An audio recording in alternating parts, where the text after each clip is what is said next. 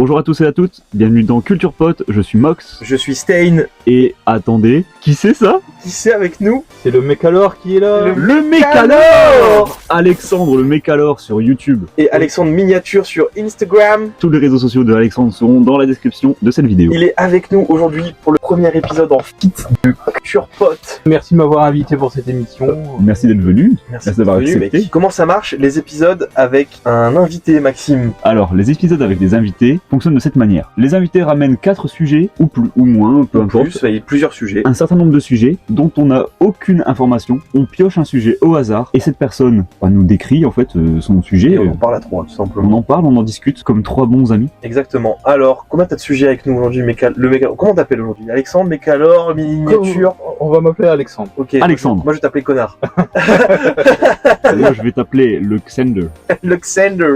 Donc aujourd'hui, j'ai ramené 5 sujets. 5 cinq sujets. sujets. Et ben on verra bien combien on pourra faire sur une émission, mais 5 ça me paraît bien. Il y a un monde où on pourra faire les 5. Mais des gros sujets, j'ai ramené. Des gros sujets, Ah, des ok. gros sujets. J'aime bien Ok. quand c'est gros. Si vous voyez que cette vidéo fait plus de 1 heure, vous savez pourquoi.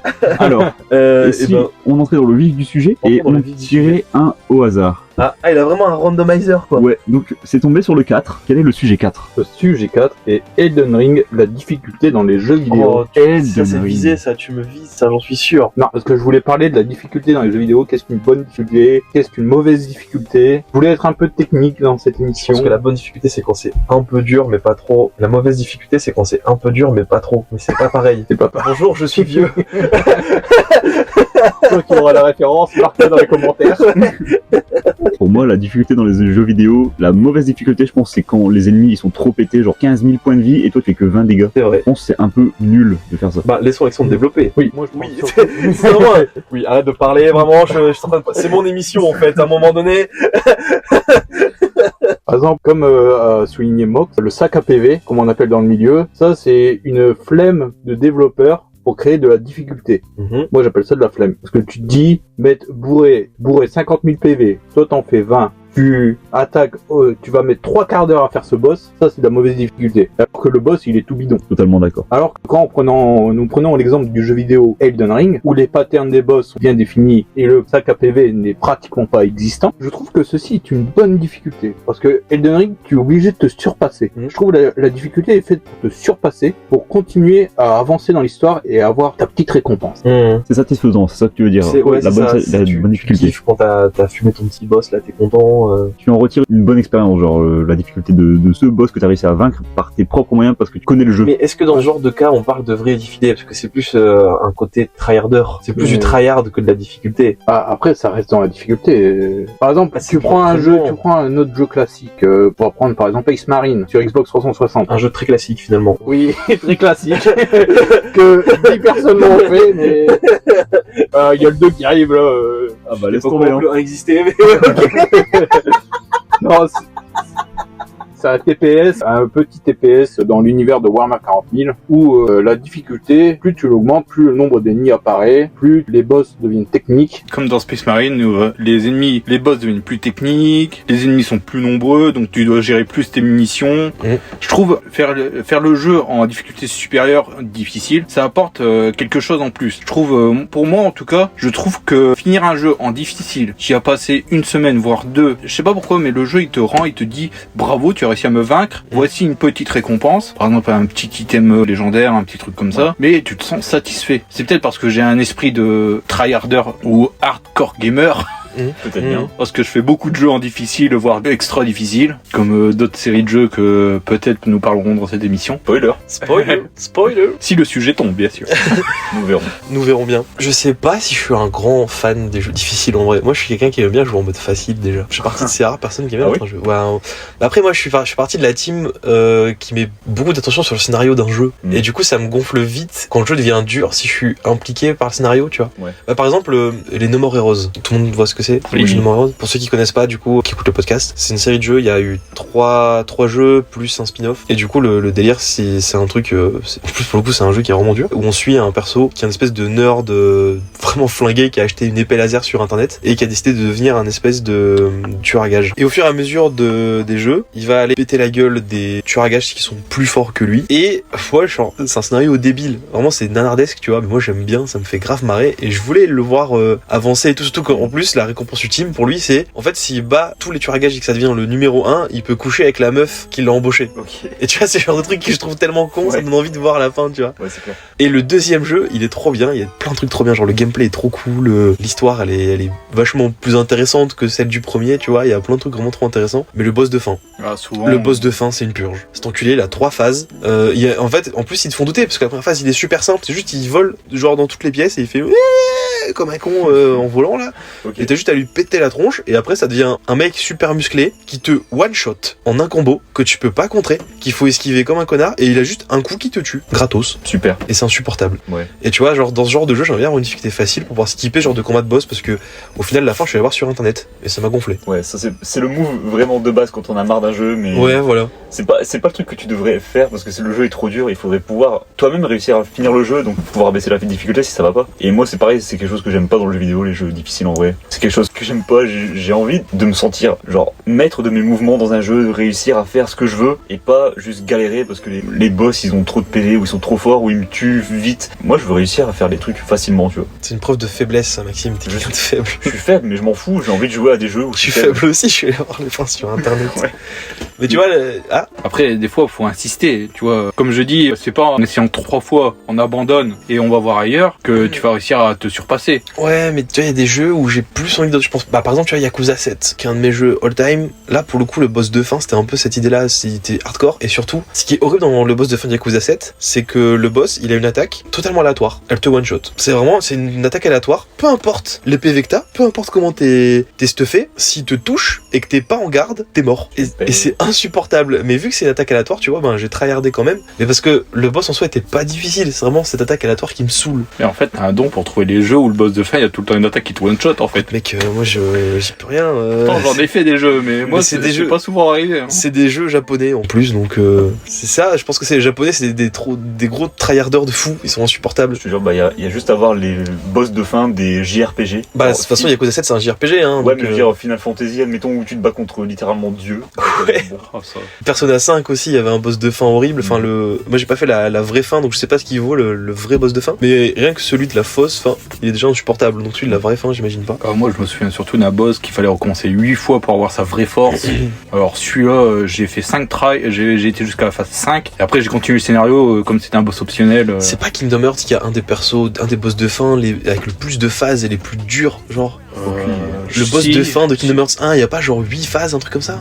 Je dirais pas autant, mais je crois que ça rapproche. Je crois que t'as genre une phase sur la plage là, t'as une phase toujours sur la plage mais il change d'endroit, après t'as une phase dans l'espace où ça devient une espèce... Le boss c'est littéralement un vaisseau spatial humain, super bizarre, et après tu le tapes dans... Enfin je sais pas, c'est super chiant.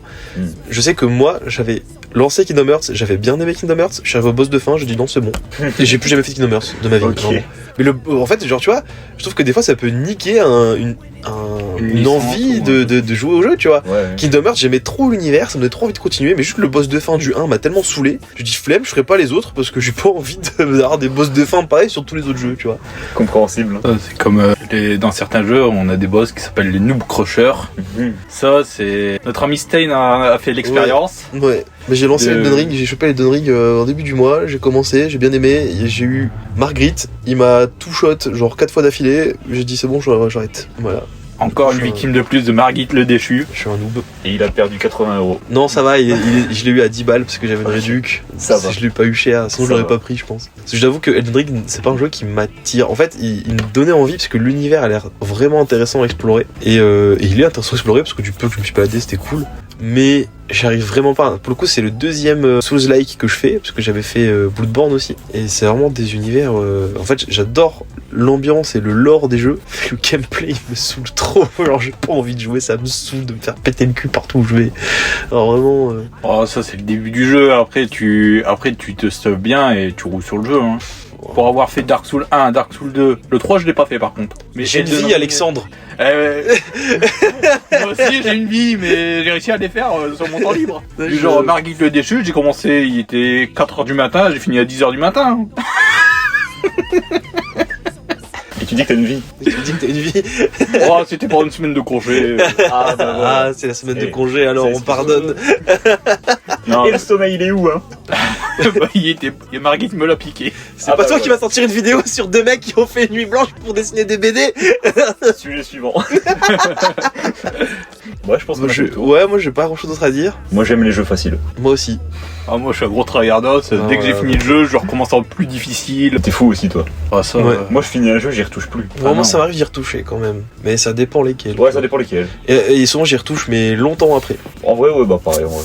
Ouais. Ça, c'est bien d'y retoucher quand t'as oublié 2-3 trucs. Ouais, c'est ça. C'est bien ça. Une fois j'ai essayé de relancer un jeu après y avoir joué et ça m'a un peu gonflé. Bah, c'était Nier Automata, où j'ai adoré Nier Automata. Et quand je sais qu'il y avait plusieurs fins, j'ai dit bah je vais relancer. Et en fait ça m'a gonflé de le refaire. Ouais, parce que quand j'ai fini un jeu, bon, c'était un petit jeu tout mignon, genre un petit jeu d'aventure, tu vois. Tu termines le jeu, il te met un message en mode ah, c'est trop bien, tu peux refaire le jeu New Game Plus, mais t'as déjà tous tes équipements d'équipés. Et tu lis le message et genre trop bien, je ferme le jeu. Allez. Ouais. Non, le New Game Plus c'est fun quand même. Par Ouais, contre. franchement, c'est Mais cool. il faut le refaire plus tard, quoi. Genre, Oui, je n'arriverais pas à refaire un jeu en New Game Plus Oui, instantanément, tu vois. Mais des fois, il y a des fonctions cool. Bah, justement, je crois que dans Yakuza 8, tu peux refaire le New Game Plus et du coup, c'est genre le seul manière de refaire le jeu avec des nouveaux équipements, de nouveaux skins et tout.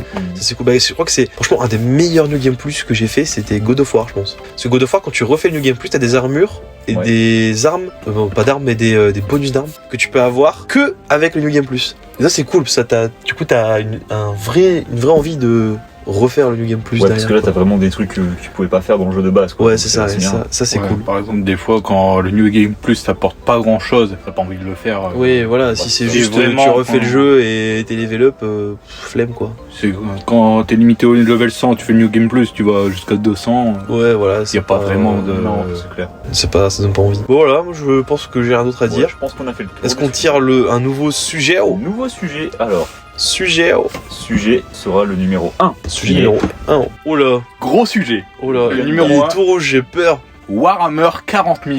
Oh Bienvenue en enfer. Bande de bitches. C'est simple, j'y connais rien. Moi non plus. Bah, je vais faire votre instruction alors. Cet épisode va durer 4 heures. Allez. Non. En fait, dans Warhammer 40 000, on peut l'entamer sous différentes visions. On peut l'entamer, c'est un fromage genre. C'est un univers à va déguster. expliquer. Pourquoi je peux expliquer Warhammer avec nous deux à côté hein. Ouais. Force à toi. Affiné depuis 5 ans. Warhammer demi-vieux. Mais c'est un univers, soit tu prends sous la facette du lore, où tu racontes l'histoire, soit tu la prends de la facette un peu commerciale, figurine, aspect du hobby. Parce que pour expliquer à ceux qui connaissent pas, Warhammer 40 000, c'est un hobby. C'est vous faites des maquettes. Il vit dans une petite maison. Il va faire une grande aventure. Bilbo Shaké, le Warhammer 40 000. Tu dois mettre l'anneau 40 000 autour de ton Doigt 40 000. Jette-le dans le volcan de 40 000. Warhammer. Pour expliquer, Warhammer 40 000 est une série de figurines qui est faite pour faire des batailles sur une table. Donc on série de fait combien de son armée. Beaucoup de saisons. Là, nous avons atteint la 10e saison. Bon, ça va, 10. C'est moins que Walking Dead. Hein. Ouais. 10 en Warhammer, 40. c'est plus jeune que Walking Dead. Hein. Non, c'est beaucoup plus vieux. Hein. Quand même, ça, je crois, ça a 30 ou 40 ans. Ok. 40 000. Donc c'est une série de figurines. Donc c'est une série de figurines où on a plusieurs univers. Donc 40 000 est celui qui se passe dans le futur. C'est notre univers à nous, mais 40 000 ans dans le futur. Où on a Warhammer Battle, qui est de l'Heroic Fantasy. Mais aujourd'hui, on va plutôt se concentrer sur 40 000, sinon on n'a pas fini. Ça marche. Ok. Super. Donc on peut le prendre, donc cet univers, soit vous faites que lire les bouquins, les romans, vous intéressez qu'à l'histoire de l'univers, soit vous faites les figurines, vous jouez au jeu sur un plateau, ou soit vous faites des jeux de rôle, Warhammer 40 000, c'est un transmédia en fait, il y a de tout genre. il y a de tout, il y a des séries, il y a des livres, il y a des figurines, il y a des jeux vidéo. Comme j'ai dit juste avant, Space Marine, qui est l'un des exemples de très nombreux jeux vidéo, pas tous de très bonne qualité. Ça, on va. Bon, il y a beaucoup de licences comme ça. Ouais, quand t'enchaînes les jeux, souvent il y a des moins bons, Donc, Et pour le coup, Warhammer c'est un univers très technique en plus, donc va adapter tout ce que tu peux faire dessus. oui, tu peux tout faire là-dedans. Est-ce qu'il y a un visual novel Warhammer? Je crois pas encore, mais Est-ce qu'il y a ça peut exister. Est-ce qu'il y a un dating sim Warhammer? Un dating sim, mec. Ah, peut-être dans le fan game, hein. Warhammer vient de la société Game Workshop, qui avant était un vendeur de Donjons et Dragons. Ils vendaient les figurines et les livres Donjons et Dragons dans les petits bouquins, et un jour ils se sont dit, pourquoi pas faire notre propre licence? Ouais, et donc ils ont créé des figurines d'orques, de gobelins, d'humains, tout ça. Et un jour, ils ont dit, ça serait bien si on va dans le futur, faire des super soldats, des trucs comme ça. Ils sont allés vraiment dans le futur? Avec une DeLorean et tout? Ah non, ils ont Comme été- dans le film? Ils sont mis à poil et ils ont été dans une bulle temporelle. Pourquoi nu? Parce que Terminator. Ah oui. Je trouve que c'était juste un kink bizarre. Non, non. Ça c'est le sujet 3. Et donc ils ont fait une figurine de Space Marine première génération qui était en plomb, et à partir de là ils ont commencé à avoir un bon succès, et plus ils ont développé leur gamme de figurines, plus le succès s'est agrandi jusqu'à atteindre aujourd'hui on va dire que c'est pas encore très connu, mais c'est un sujet de niche on dirait. Ah si, Warhammer pour moi c'est un truc que Qui monte. tout le monde connaît mais que pas grand monde maîtrise. Oui, ça... Pour moi, si t'es un peu geek et que tu t'intéresses au milieu, que ce soit BD, comics, cinéma, même jeux vidéo, tu connais Warhammer de très loin. Ouais, au minimum de nom. Voilà, Warhammer c'est un peu le Dragon Ball des vieux mais d'aujourd'hui. Tu vois, genre tous les vieux connaissent Dragon Ball mais ils ont pas lu. Bah tous les geeks connaissent Warhammer mais ils ont pas forcément joué, tu vois. C'est un des pires exemples que j'ai donné. Je me suis senti vieux d'un coup. Non, pas vieux Non. dans le sens tu es vieux, mais vieux dans le sens où les vieux connaissent des trucs que les gens font Voilà, c'est mais ils s'y ça. intéressent pas, tu vois. Par exemple, là c'était un peu l'historique de la société en elle-même qui a créé les figurines, qui a ensuite créé le lore autour des figurines pour pouvoir mieux les vendre. Une phrase résume très bien cet univers. C'est dans un lointain futur, il n'y a que la guerre. Oh Il n'y a C'est que une- douleur et déception et violence. Ah, tu résumes très fort l'univers. C'est en fait Ça c'est- donne envie, tiens. Bah, c'est vrai que moi je m'y intéresse de loin, je regarde des fois des vidéos YouTube et tout, et il y a un YouTuber que j'aime beaucoup, j'ai oublié son nom, mais c'est un gars qui il fait souvent des tops, genre c'est le délire c'est de faire des tops de les univers dans lesquels tu voudrais jamais être un espèce de random péon, tu vois. Ouais. Et à chaque épisode, il y a toujours un univers de Warhammer, et genre il y a jamais aucun mec sympa, genre il y a aucun gentil, c'est tous des gros cons. Super. En fait, Les humains c'est des Hitler, genre. Tu sais. pour résumer l'humanité dans cet univers, ils sont xénophobes, fascistes, ultra religieux, ultra Colonisateur. ouais, j'ai oublié le mot. B2O. Non, pas B2O. Mais ultra ouais, colonialiste, belliqueux. Belliqueux, je cherche. le mot. Belliqueux. Je pense que personne ne connaît le mot belliqueux, t'es pas obligé de le chercher ce mot. C'est pas grave. Ah, ça va bien avec le thème Warhammer. hein. C'est comme la confiture, il étale sa culture. Voilà. Je profite de cette émission pour étaler ma culture. Étale, mec. Pas Étale, trop. mec, étale. Pas ici, enfin. On va commencer un peu dans le lore. En fait, pour commencer, le lore de Warhammer 40 000 qui est tellement riche, je vous donnerai un petit conseil, c'est de voir ce qui vous intéresse le plus. Parce qu'il y en a qui vont vous dire, il faut commencer par tel événement, ensuite aller dans tel événement sur une sorte de fiche chronologique. Ouais, et c'est un univers tellement grand que tu peux commencer au point C, en passant par le point Z, Voilà. en revenant au point D, tu t'en fous. C'est ça, tu t'en fous. Il y en a, par exemple, il y en a certains, tu vois, vraiment, ils aiment les orques du Seigneur des Anneaux, ils ont dit pourquoi pas voir ceux de Warhammer. Ouais. Donc tu vois le lore des orques, tu lis que ça, bah, tu peux être rassasié pendant des années. Hein. Ok, ouais. Bah, Juste en faisant ça. Et les autres factions, tu dis, ouais, si je les rencontre en partie sur...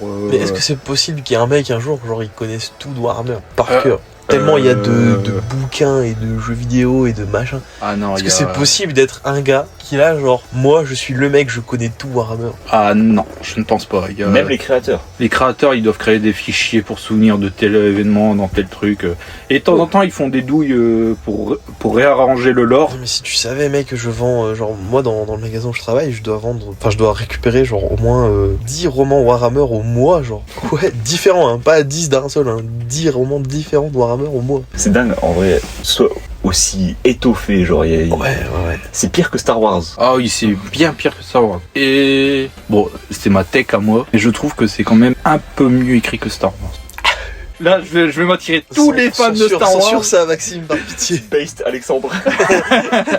Je vais m'attirer tous les fans. Ils vont dire c'est qui ce connard, c'est un enfoiré. Oh. Nous ne nous portons pas garant des violences pouvant affecter nos invités. Non, parce qu'en comparant du lore, tout ça, C'est mieux écrit. on va dire que c'est mieux écrit, mais J'ai l'impression que c'est plus une attaque envers Disney qu'envers Star Wars en soi. Bah, depuis que George Lucas est parti, je pense que. George Lucas il faisait pas côté dinguerie non plus, Non, mais non. il y avait un peu plus de gens derrière pour contrôler. ouais, Ouais. c'était son groupe de potes qui lui permettait de. Ouais. Là où Disney quand il est arrivé il a dit bon on s'en fout, on fait n'importe quoi avec le lore. Comme C'est pas toi qui disais que la dernière trilogie c'était ta préférée? Si. Bah voilà. On parlait des films, on a parlé de l'univers étendu. Ouais. Et peut-être gardons ça pour un Et- autre sujet. Oh Non, j'ai pas mis Star Wars dans Ah. les sujets, désolé. Je sais Ok. plus si je l'ai mis moi dans la boîte. Si au cas où vous l'avez mis dans votre Je me boîte, souviens plus de si Ok, je l'ai mis. peut-être. C'est vrai qu'on divague un peu. ouais, on divague un peu. Vas-y, Vague. éclaire-nous de ta lanterne. Un peu. 40 000 ans dans le futur. Donc, pour revenir sur l'histoire, c'est que l'humanité s'est développée dans toute la galaxie et elle affronte des ennemis extérieurs aux humains Ouais. et des ennemis intérieurs à l'humanité. Comment ça? Il y a des extraterrestres, bah on leur tire dessus, c'est facile. Mais comme l'humanité est hyper religieuse, il y a des hérétiques à l'intérieur. Des humains qui ne croient pas en la puissance du grand saint empereur et donc ils se rebellent contre l'autorité de l'Imperium. Mais c'est Star L'Imperium. Wars en fait. Non, attends, non. Je l'ai remis en question. Attends, mais en fait, c'est ça. Non, là c'est. Non, parce que le but des hérétiques c'est de brûler toute la galaxie. Dans Star Wars, c'est juste de faire tomber un gouvernement. Et encore, les gentils, c'est eux qui font tomber le gouvernement. Dans cet univers, les pseudo-gentils, hein, je fais des guillemets. Oui, parce que c'est pas tout noir et blanc, c'est c'est une nuance de Ah, gris. là c'est du gris, hein, du gris de chez gris. Ah bah laisse tomber. Je pense que c'est un gris chiasse même. Tellement c'est violent. Parce que là, on a par exemple, on va dire le groupe le plus gentil qui existe. C'est un, je vais utiliser des termes précis, mais c'est un chapitre de super soldats Ouais. qui s'appelle les Salamanders, pour ceux qui connaissent. Alexander. En fait, c'est des humains qui vivent sur une planète volcanique. Ils ont la peau mate, les yeux rouges, une armure verte, et ils vivent avec la population civile. Ils passent leur temps libre avec la population civile, tout ça. Mais dans leur lore, ils sont très pyromanes, et ça leur arrive de brûler des enfants elfes, des trucs comme ça. Une passion Et comme des les autres. autres. Mais c'est les soi-disant plus gentils de l'Imperium. Ok, donc tu peux pas vraiment prendre de camp dans cet univers, parce que c'est tellement vaste et tout le monde est la pire raclure de l'univers, genre. Ouais, en fait, c'est je dirais pas la piracle, c'est chacun a son objectif. Si tu es en adéquation avec leur Moi je objectif, trouve que t'es quelqu'un quand même de très violent pour juger qu'une personne qui brûle des enfants c'est une raclure. Je suis désolé. À toutes les personnes qui brûlent les enfants dans les spectateurs de cette vidéo, je suis vraiment désolé de vous avoir offensé, offusqué même. en fait, si le visuel de la faction et leur mode de vie, combat, tout ça t'intéresse, tu Ouais. vas t'intéresser au lore, tu vas te dire, ouais, ça va, c'est pour toi, ça sera pas les pires méchants de la galaxie. Donc ce qu'on a à retenir, c'est peu importe ton point de vue politique, tu peux trouver une faction dans Warhammer 40 000 qui va te convenir. Ouais, voilà. Il y a toujours une faction pour toi. Il y a de tout. Il y a... Pour moi, genre Moxtoons. Oui. Let's go. Let's go. Je vais devoir la trouver. Et ça va être plus compliqué que prévu. Ah, ça... Bah, tu iras sur warhammerbook.com et tu iras faire un tour là-dessus. Ok, c'est comme Pottermore pour trouver ta maison dans les Non, c'est le site où ils vendent les figurines. Donc, Ok. c'est pour faire le tour. D'abord, faut toujours voir d'un aspect visuel. Parce que d'abord, tu vas te dire, ouais, ils sont classe. Après, tu t'intéresses à leur histoire. Et là, tu découvres les facettes sombres, les trucs comme ça. Ok, donc ouais, c'est vraiment un oignon, Warhammer. Voilà, c'est ça. T'as les premières couches qui... En fait, ton exemple de l'oignon, c'est comme si ton oignon, il faisait... J'aurais pas dû dire comme ça. Mais c'est comme si l'oignon, il était géant. Arrête de parler de mon oignon. De parler d'oignon, c'était le pire exemple. Par pitié. Parle pas de mon oignon comme ça. J'essaie de me retenir. Désolé, c'est compliqué. Parlons de couches. En fait, c'est comme si t'avais... Il arrive plus à trouver un terme. L'iceberg, la surface, genre. Voilà, l'iceberg, il est géant. C'est celui qui a coulé le Titanic, tu vois. Mais c'est que la surface qui a coulé le Titanic, tu vois. Il est tellement immense qu'il a fait couler un paquebot géant. Mais ça a l'air très, très impressionnant. Ouais. De loin. Ah, Ouais. tu te dis, putain, je vais jamais réussir à rentrer dedans. C'est quoi ça? Ouais. C'est tellement compliqué, je sais pas par où commencer. Ouais. Souvent, il faut un ami qui est dedans pour te t'aiguiller un peu. Arrête Alexis. Du coup, tu vois l'iceberg au loin, tu fais oh ça c'est géant, et tu plonges la tête dans l'eau, tu fais oh ça Je c'est peux pas beau. m'empêcher d'imaginer oignon à la place d'iceberg quand vous parlez. Mets ta tête dans l'oignon et tu trouveras ta véritable faction.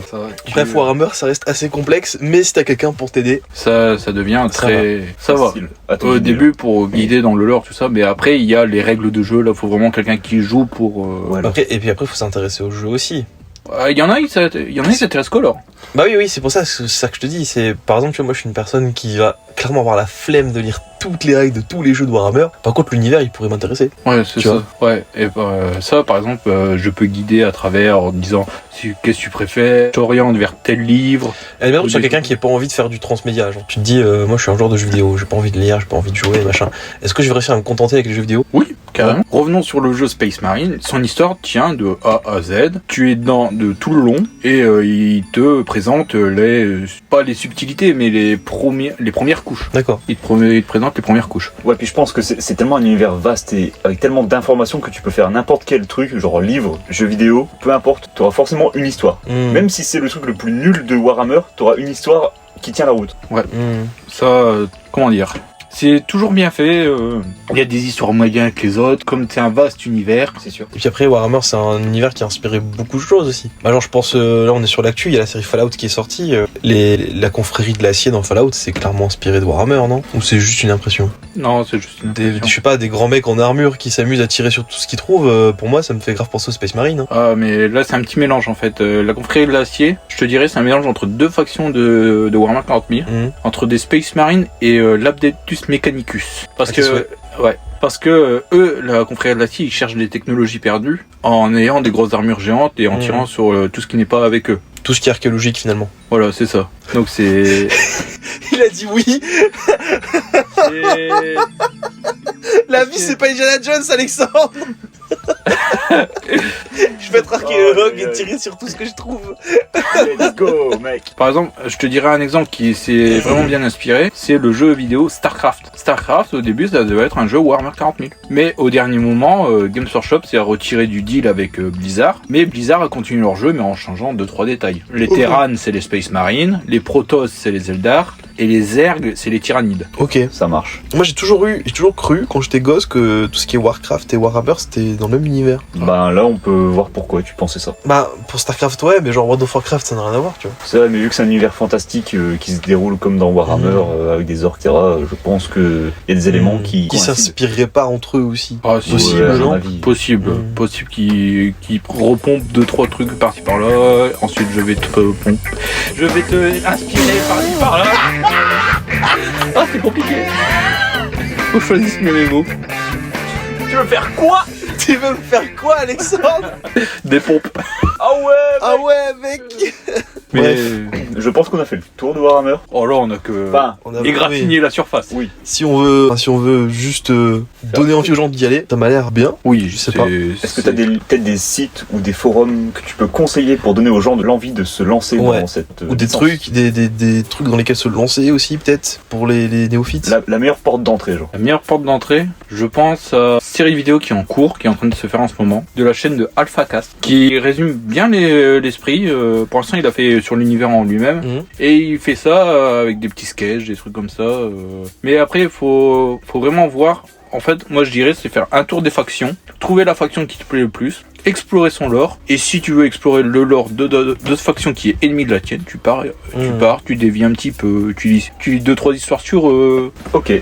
Mais après, c'est sur les figurines, c'est vraiment là, c'est la vie personnelle, c'est chacun. Moi, en tant que personne néophyte à Warhammer 40k, je voulais juste dire que je suis un très grand fan du jeu qui s'appelle Blood Bowl, c'est pas Warhammer 40k, je crois, c'est juste Warhammer. C'est Warhammer. Du coup, c'est un spin-off de Warhammer et qui est très fun aussi, qui est un jeu de plateau à la base, mais qui est adapté en jeu vidéo, qui sont tous les deux très cool. Ok. Voilà. Et du coup, c'est sympa, c'est du rugby mais avec des orques, des trolls, des elfes et toutes sortes de conneries. Et c'est version ultra violente. Genre tu casses littéralement la tronche des gars qui ont la balle, genre tu les fracasses au sol. Super. Et c'est très rigolo, voilà. Et en tant que personne qui s'y connaît pas, j'ai réussi à rentrer dedans et j'ai bien aimé. Même Super. si je suis pas fan de Warhammer, enfin pas fan, je connais pas Warhammer plutôt. Voilà. Voilà, c'est 2 portes d'entrée que vous pouvez utiliser pour rentrer dans cet univers. Exactement.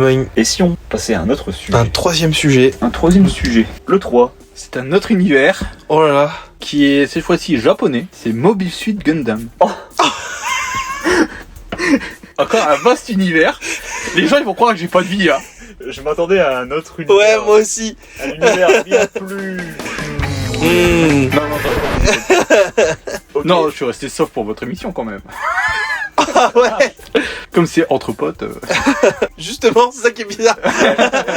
Ça marche. Mobile Suit Gundam. Donc c'est une série, c'est un animé qui a commencé en 1979 par le tout premier Mobile Suit Gundam. C'est Très bien. logique. Qu'est-ce que Ouais. Gundam du coup? C'est des Gundam. robots géants. Ça c'est l'aspect La surface. la surface. Si tu te demandes c'est quoi un Gundam, tu peux toujours aller voir la première vidéo de la chaîne du Mechalor, mec. Oh, Où il résume ça dedans. le Mechalor qui est en face de moi. Et oui. Et oui, donc si vous voulez savoir le lore de Gundam, un minimum, allez voir sa vidéo. Et maintenant, on pêche un nouveau sujet, du coup.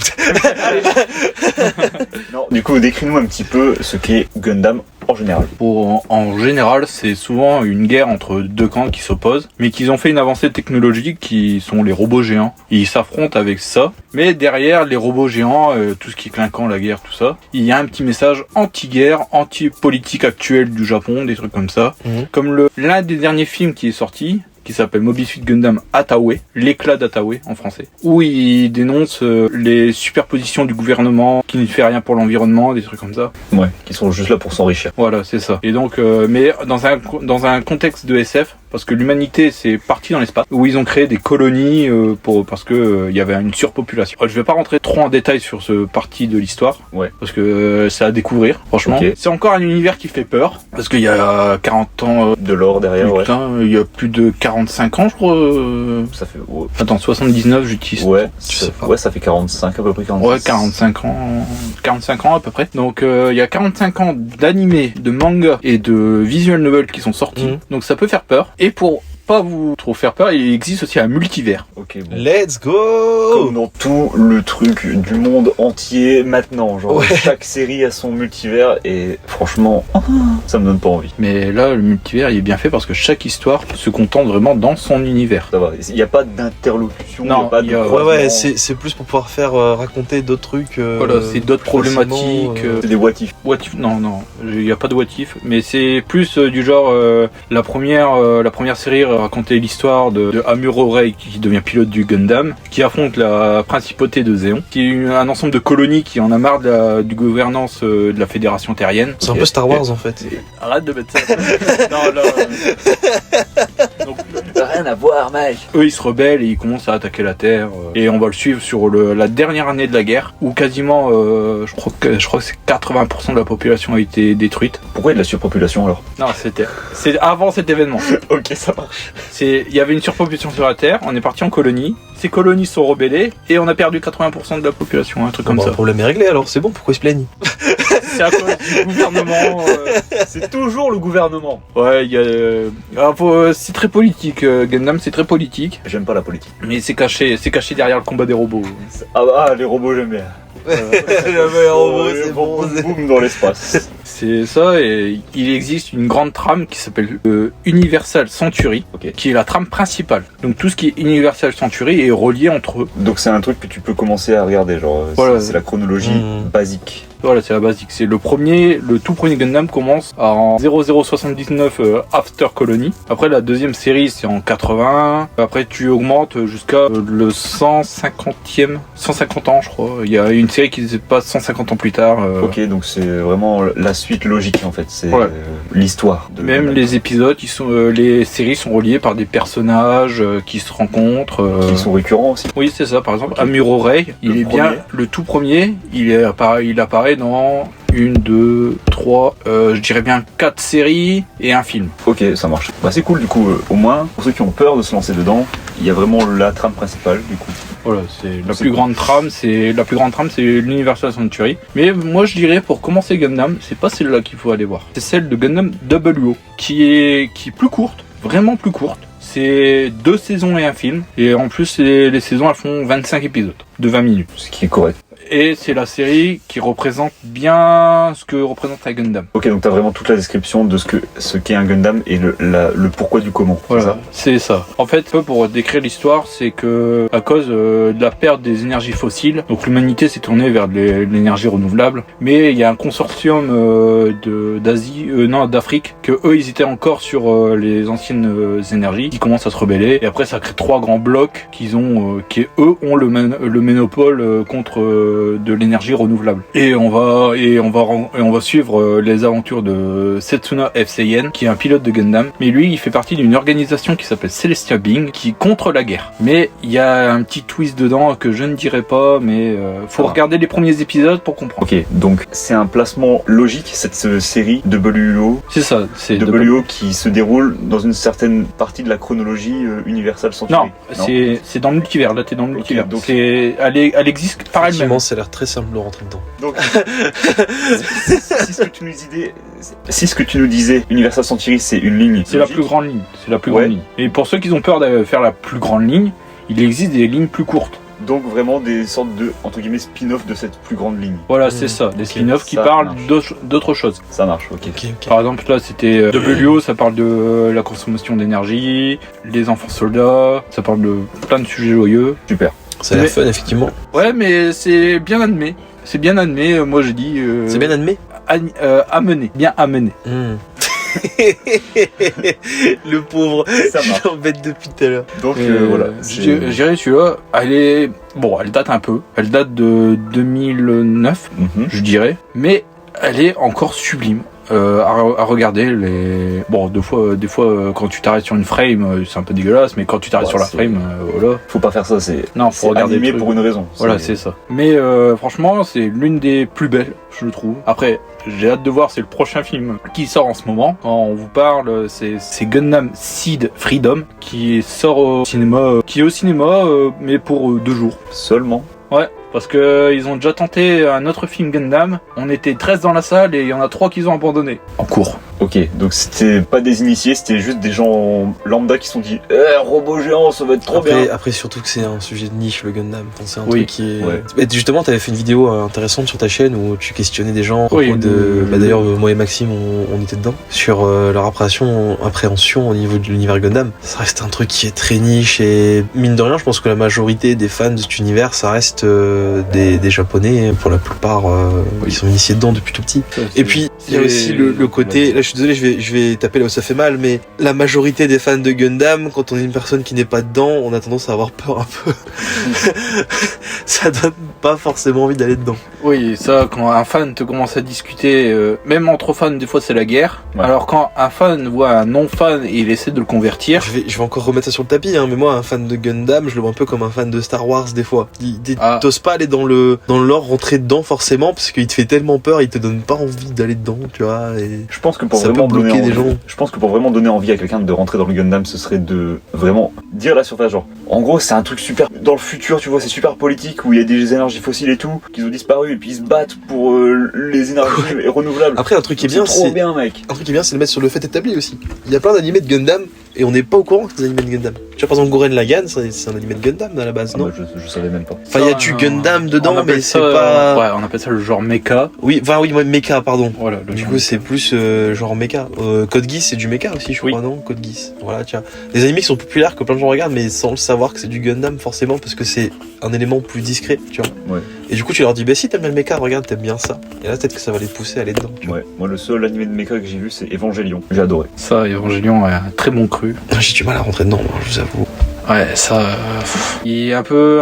C'est un peu trop déprimant pour moi. Voilà, c'est ça. Même si j'aime bien les trucs un peu badants, mais Evangelion, je sais pas, j'ai pas réussi à... Il faut pas regarder quand t'es en dépression, littéralement. Ouais, peut-être que c'est le moment où j'ai regardé aussi, qui est un peu bloqué, j'en sais rien, mais Evangelion, j'ai pas réussi à accrocher dessus. Je sais pas, moi je pense qu'il y a pas Gurren Lagann, j'ai pas lu ou vu d'autres trucs, je crois. Dans One Piece, à un moment donné, il y a Franky, il prend tout le monde sur lui et ça fait un robot géant. Ça passe, c'est un Gundam.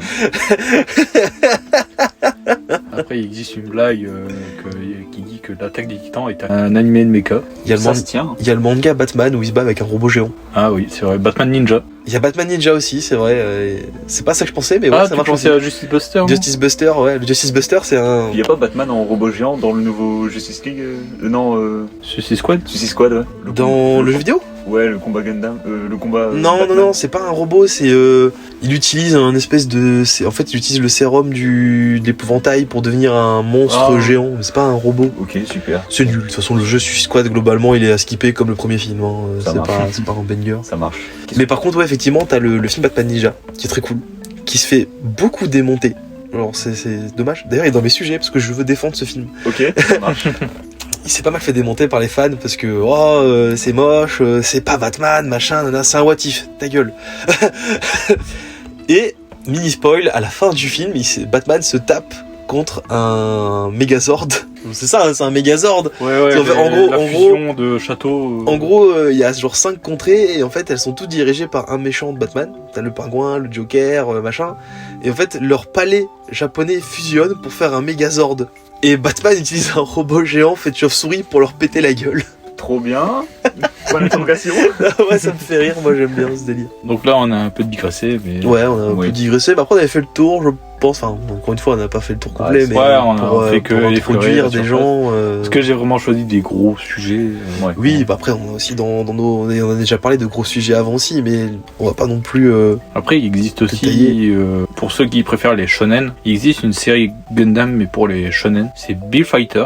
C'est en gros, c'est l'histoire d'un vendeur de maquettes.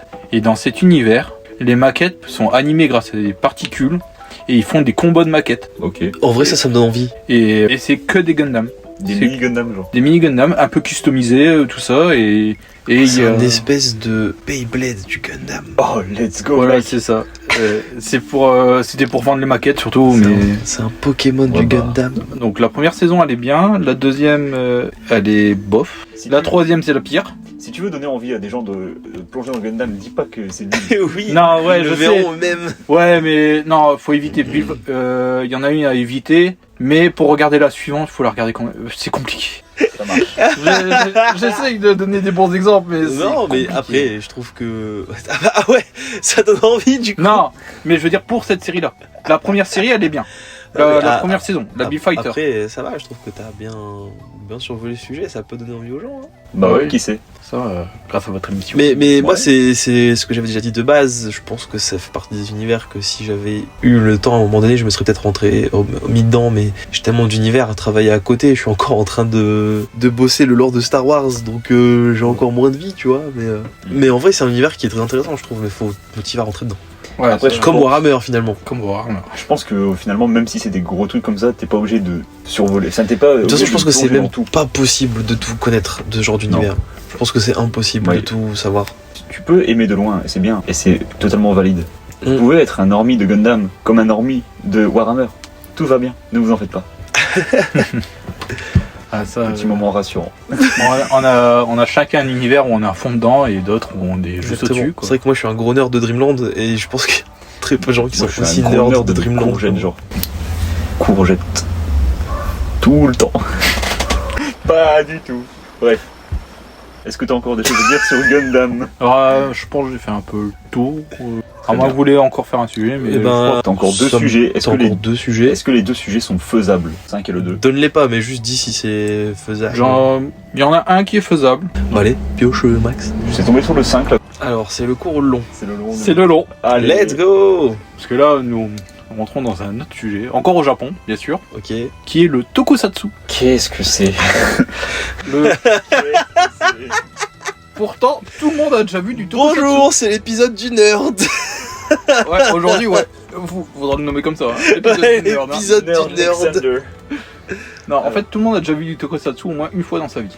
Décris-nous ce que c'est. C'est une catégorie de série qui est basée sur les effets spéciaux. Je savais que t'allais mettre ce sujet. Je l'ai mis juste avant de venir. Les effets spéciaux, genre. Sur les effets spéciaux. Du genre, il y a dans le tokusatsu, il y a 5 sous-catégories. Le Super Sentai, Ah, ok. Power Rangers. Il voit où on va. Pour les normies, c'est Power Rangers. Ok, ouais. Je suis le moi. Kamen Rider, Mask Rider aux États-Unis. Je dis les deux à chaque fois. Vas-y. Ensuite, il y a Ultraman. Je crois qu'il s'appelait Ultraman aussi aux États-Unis. Les films de monstres, comme Godzilla. Kaiju. Ouais, les Kaiju. Et les Metal Hero, Metal Gear. comme Shider, Captain Shider ou Xor. C'est le méchant dans Tortue Ninja, ça. Ok. Non, c'est Shredder. Il m'a répondu tout sérieux. Genre, le dis pas fort, mec. Mais tout le monde a déjà vu au moins ça. Par exemple, rien qu'avec le dernier film qui est sorti, Godzilla Minus One, bah, Excellent d'ailleurs. excellent. Foncez le voir. Il est qui a trop mis, bien. qui a Vraiment. mis une claque à Hollywood. Ah ouais, avec non, son mais budget vraiment, ridicule. et surtout qu'il est sorti avant Godzilla X Kong et j'aurais honte d'être le réalisateur de Godzilla X Kong juste après ça, quoi. Vraiment. Pour dire sur les deux films, Minus One, c'est plus un drame. Godzilla Et X Kong, je dirais Godzilla, c'est un du nanar. divertissement, quoi. Ouais, c'est divertissement nanar, Pas hein. fou. Enfin, ouais. Et je comprends pas, c'est parce que le côté américain de Godzilla, ils sont partis complètement en couille. Bah, ça avait bien démarré. Pourtant, moi, j'aimais bien Ouais. le premier Godzilla Celui américain. de 2014. Ouais, celui avec Walter White. Bryan Dedans, Cranston. Bryan Cranston. Il était super bien. Celui-là, il était bien, ils ont bien commencé. Et Ouais. Skull Island, il était bien aussi. Ouais. Mais quand ils commencent à réunir, là, ça part. Bah après, le problème, c'est que déjà, réunir un lézard géant et un gorille géant, je vois pas ce que tu peux faire comme scénario, à part soit il se tape contre un autre gros mec. Donc forcément, tu peux pas faire un truc intéressant. Ou alors, il aurait fallu rester à échelle humaine et voir les gens en dessous, mais est-ce que ça aurait fait kiffer des gens? J'en sais rien. Non, parce que la principale critique du premier Godzilla, c'est parce qu'on était trop dans l'humain. Bah voilà, donc les gens sont cons. Voilà. Bah en même temps, c'est bien, parce que je connais pas du tout, hein. Vraiment, j'ai qu'une culture au niveau de Godzilla, etc. Mais j'ai l'impression que tous les films depuis les années 60, ou je ne sais plus quand c'est sorti, c'était vraiment « Ouais, le géant, il est là, il défonce tout le monde !» Alors que là, t'as un film où t'es du point de vue de l'humain, genre si t'étais face à cette créature. Et ça, c'est Mais c'est intéressant. Bah dans Minus One d'ailleurs, c'est ça qu'ils reprennent. Dans Godzilla Minus One, je pense que Godzilla, on doit le voir peut-être moins d'une demi-heure dans tout le film, non? Un truc comme ça. Moi, je dirais 20-30 minutes. Ouais, voilà, sur un film de 2 heures, genre. Et en soi, je trouve que c'est quand même bien, parce que Ouais. ça donne envie de... Genre, t'as de l'attention, t'as Non, mais l'appréhension. carrément. C'est comme dans les films d'horreur quand tu vois pas le monstre. C'est le plus Puis intéressant. c'est plus facile de s'attacher au personnage, quoi. C'est clair. Ça, c'est les grands films. Par exemple, au début, les premiers films Godzilla, c'était fait avec des costumes. Ça, Ça, c'est. ouais, mais pour ceux qui connaissent pas. Oh, Donc c'est le... Il y a peut-être des... Oui, bon.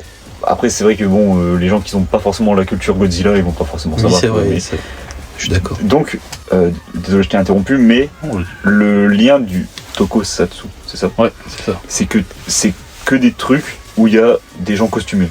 C'est ça? Je dirais plutôt des effets spéciaux. Effets spéciaux costumés. Si tu veux, il y a toujours, oui, des costumes claquants, il y en a toujours. Il y en a toujours. Il y en a toujours. Comme j'ai présenté un film à notre cher Stein, qui était Shin Kamen Rider, J'ai beaucoup aimé. Ok. Très très bon film. Trop bien. qui est un remake de la première série de Kamen Rider. Mhm. Et, Et qui m'a bien perturbé, parce que moi je faisais partie des gens qui pensaient que ce genre de film, du coup Kamen Rider, pardon.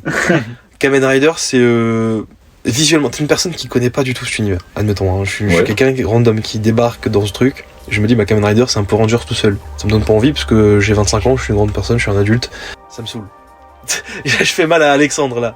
Mais justement, j'attends que tu rebondisses. et je me suis dit, ça a pas l'air intéressant. Et au final, on a lancé Kamen Rider et je me suis rendu compte que c'était vachement plus pertinent et intéressant niveau scénario et niveau personnage, etc. Ouais. C'est super cool. Et en plus, il y a un côté, moi tu vois qui suis un très grand fan de comics, il y a un côté très poussé sur le côté costume et le gentil contre le mal, etc. Et c'est bien violent et du coup ça, c'est cool. Moi j'aime bien aussi quand c'est violent des fois, ça c'est bien. Bah, ce que j'allais dire, c'est que j'ai l'impression que dans notre société, quand tu parles d'admettons de Power Rangers, etc., c'est tout de suite basé sur les enfants, les trucs Ouais. c'est pour les bébés, alors qu'en fait, tu regardes du Marvel, gros. Comme Oui, toi, oui, hein. voilà. Après, je trouve que Power Rangers, en tout cas les Power Rangers qu'on connaît nous, parce que je pense qu'il doit y avoir d'autres séries qui sont un peu plus dark et un peu plus intéressantes, Ouais, les Power Rangers qu'on voit, genre qui passent sur Gulli, tu vois. Je pense que ça, c'est pas forcément les plus intéressantes. Non, de ce genre de truc, tu non, vois. parce que là, revenons sur l'exemple de Gulli. Oui. C'est la version américaine que vous avez. Oui, Ouais. voilà. Parce que la version japonaise, c'est vraiment autre chose. Ouais, c'est plus Ouais. dark, c'est plus. De ce que j'avais compris, les Power Rangers reprennent vraiment les trucs de Super Sentai, c'est ça Super Sentai Super Sentai. Mais font une histoire totalement différente avec des personnages différents, c'est ça C'est ça. Ils reprennent les combats, ce qui était le... Bah là, ils le font de moins en moins. Parce que je compare un peu les deux séries, tout ça. Ok. Par exemple, quand vous regardez le listing des séries japonaises, du Super Sentai, vous pouvez voir les 5 prochaines années de costumes des versions américaines. Ok. Et du coup, la version américaine, c'est le plagiat de quelle version japonaise? On va prendre un exemple. L'exemple le plus commun que je dirais, c'est le premier qui me vient en tête, c'est Power Rangers SPD. La Ah, mais police. du coup, ça s'appelle Power Rangers aussi au Japon? Non, non, en fait, au Japon, ça s'appelle Super Sentai. Ah, d'accord, moi je pensais que Super Sentai c'était le genre. Non, c'est le genre et le Et nom. le nom, c'est les deux en même temps. C'est les deux en même temps. Ok. Si tu veux le traduire en français, c'est Escadron de combat. Mais Ouais, c'est plus stylé. C'est- Super Sentai. par exemple, pour un exemple, j'ai un exemple, par exemple, c'est SPD, Power Rangers SPD, qui était celui de la police de l'espace. En version japonaise, ça s'appelle Deka Ranger. Et j'ai comparé 2-3 scènes de ces deux séries. Mhm. Les messages sont complètement différents. Là, par exemple, pour la version américaine, Ouais. le méchant, il est méchant, et point barre. Il n'y a pas de subtilité. Non, il n'y a pas de Mhm. subtilité, il n'y a pas de rédemption, il n'y a rien. Ok. Alors que en version japonaise, j'ai comparé 2 épisodes. Il y a un épisode, c'était un scientifique fou qui était jaloux du scientifique de la base des Rangers, qui est devenu méchant, mais parce qu'il voulait prouver que son robot était meilleur que celui des Power Rangers. C'est comme Star Wars 8 en fait. Non, je suis tout seul. Tout est Star Wars. Mais donc ça, et dans l'épisode japonais, tu as une rédemption du scientifique fou. Ok. Ouais. Alors que dans la version américaine, bah il te le tue gratos. Et il y a des thèmes censurés aussi dans la version américaine. Par exemple, Super Mega Force, ceux qui se transforment en Dot Ranger, bah eux ils ont un message écologique, alors que dans la version japonaise, si je me souviens bien, c'est des anges. Ils viennent pour protéger la Terre. Ah ouais. Il y a un truc christique, il y a un truc comme ça. Ok, ouais, Ouais, c'est plus dark. Ça a rien à Ouais. voir, quoi. Bah, le Shin Kamen Rider, c'était un peu ce truc-là aussi. Moi, j'aimais beaucoup, c'est dans Shin Kamen Rider, en fait, le méchant qu'on suit, il a été un peu genre manipulé par un autre gros méchant, mais le méchant qui manipule, en fait, il fait pas forcément exprès parce que c'est une espèce d'intelligence artificielle, tu vois. Ok. J'aime bien ce délire-là, en fait. Ouais. Ça reste assez gris, mais du coup, c'est cool. Ok, ouais. Mais vraiment, Shin Kamen Rider, moi je le conseille, parce que moi je parle beaucoup de ça parce que forcément c'est la seule rêve que j'ai pas vu beaucoup de trucs. Mais c'est très sympa pour les gens qui connaissent pas et moi ça m'a donné envie de voir un peu plus de trucs de l'univers en vrai. Parce que c'est un one shot, moi ce qui me faisait peur aussi, c'est comme avec les Gundam ou Warhammer, c'est l'amoncellement de trucs à devoir mater et tout ça, tu vois. Et au final, Shin Kamen Rider, c'est un film de, je crois, il dure 1h30 ou 2 heures, un truc comme ça. 2 heures, je crois. Je crois qu'il dure 2 heures, ouais. Puis au final, tu rentres direct dans l'action. Ça, par contre, c'est clair et net. Genre, vraiment, le film démarre, bagarre, tu comprends pas ce qui se passe et il t'introduit tout en. Je crois que le film il est introduit genre en moins de 5 minutes, je crois. Ouais. Genre vraiment. C'est- Le professeur il arrive, il raconte et En moins de 5 minutes, t'as le gars, il arrive, il fait je t'ai sauvé, tu es les gentils. Je te donne ton casque des gentils, tu dois casser la gueule au méchant. Et vraiment, c'est ça. Et après, genre, le film il démarre, tu vois. Trop bien. C'est vraiment juste ça, tu vois. Let's go. Mais j'ai compris quand même les grandes lignes globalement. Je trouve que j'ai pas eu besoin de remater ou de poser. Je crois que je t'ai même pas posé de questions pour mon film. Genre, j'ai Non. jamais été perdu. Donc c'est cool. On t'introduit bien au truc. Donc le Super Sentai, c'est facile à rentrer. En vrai, ouais, franchement. Et si vous avez des a priori, le foncez sur le Shin Kamen Rider, c'est sur Amazon Prime. C'est super propre. Et en plus, ce qui m'a beaucoup fait rire, surtout, c'est que les scènes de patates, elles étaient vachement plus stylées que genre Marvel. Ah oui, là. Alors que ça se voit qu'ils avaient moins de budget. Ah, après Marvel aussi, ils se reposent trop sur la CGI et tout. Ouais, bah là, pour le coup, il y a beaucoup de CGI aussi dedans, mais il y a de l'inventivité. Donc, tu vois, je pense par exemple, il y a un fight, un des tout premiers fights du film, tu vois, il se bat contre un espèce de monstre araignée, genre. Il se tape sur un barrage et il va faire des bonds sur le barrage pour se propulser, pour aller lui péter la tronche plus facilement. Et tu vois, il y a plein de petites idées comme ça, ouais. c'est très très cool. Il y a de la vraie inventivité, c'est pas juste, regarde, c'est rigolo, Hulk il a pris le mec et il le tape, et c'est marrant, il a tapé Hulk par terre, hein, c'est rigolo. Ouais, c'est trop bien. Tu vois, il y a vraiment une idée derrière dans Ouais. le combat, tu vois. Carrément. Ah ça, il y a toujours des idées inventives. Dans chaque série, il y a toujours une idée qui te fait wow. Par exemple, il y a une série Sentai qui n'est pas officielle, Mhm. mais qui t'explique un peu comment ça fonctionne. Ok. C'est Akiba Ranger. Ok. À pas mettre dans toutes les mains. Parce qu'il t'explique des trucs, mais il y a des blagues, Mais du coup, entre les 5 genres, parce que là, du coup, tu nous as dit qu'il y avait 5 genres différents. Moi, je comprends la diff entre genre tout ce qui est Kaiju et Super Sentai, mais par exemple, c'est quoi la différence entre Kamen Rider et Ultraman? Un Kamen Rider et un Ultraman, c'est des petits détails. Franchement, c'est des détails. Ah, je me doute vu que j'arrive pas à voir la différence. Parce que, en fait, le Kamen Rider, il est toujours accompagné d'une moto. Ok. Il a toujours une moto. Souvent, il est solitaire. On est d'accord que Kamen Rider, c'est un genre. Oui. C'est comme Power Ranger, c'est un genre et un personnage en même temps. Ouais, les c'est deux en ça. même temps. Donc, en fait, les principales catégories, c'est plus sérieux. Ça, il est accompagné d'une moto. Il est souvent solitaire. Il a une forme de sauterelle. Ok. Souvent, il a une forme d'insecte. Donc du coup, il peut y avoir plusieurs séries Kamen Rider qui n'ont rien à voir entre elles, sauf le fait que le personnage principal il a une moto et une tête de sauterelle. Voilà, c'est ça. Ok. Par exemple, il y a une série, c'est Kamen Rider Decade. Pour comprendre, en fait, bon, elle est un peu vieille maintenant. Mais pour comprendre un peu celles qui sont sorties avant cette série, je propose cette série. En fait, c'est un gars qui va voyager dans les univers parallèles. Ah, tu en avais parlé, je crois. Et il va rencontrer chaque Kamen Tous les Rider. Kamen Rider de chaque univers. Et il va les aider, il va débloquer leurs pouvoirs, des trucs comme ça. Celle-là, elle est super bien faite. À part son final, il part un peu en couille, le final. Et pour plus récent, c'est Zio. Lui, il voyage dans le temps et il va récupérer ses pouvoirs à travers les anciens Kamen Rider. C'est un peu comme la série Sonic X. Exactement. J'allais le dire. Tu m'as retiré les mots de la bouche. Là, j'ai pas votre avis. Vaut mieux pas l'avoir de toute façon. Je sais que c'est la meilleure Sonic animée, mais c'est tout ce que je sais.